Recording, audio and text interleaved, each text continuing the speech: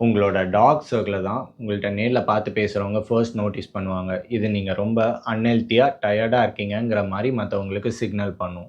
இதுக்கு 2 main reason தான். Inflammation and puffiness.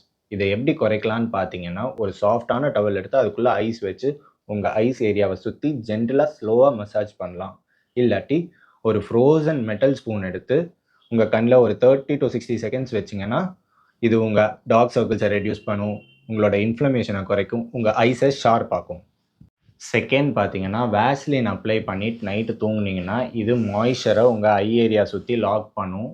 இதெல்லாம் ட்ரை பண்ணியும் உங்க டார்க் சர்க்கிள்ஸ் ஃபிக்ஸ் ஆகலன்னா, நைட் தூங்குறதுக்கு முன்னாடி கெஃபைன் பேஸ்டு ஐ கிரீம்ஸ் அப்ளை பண்ணிட்டு தூங்குங்க.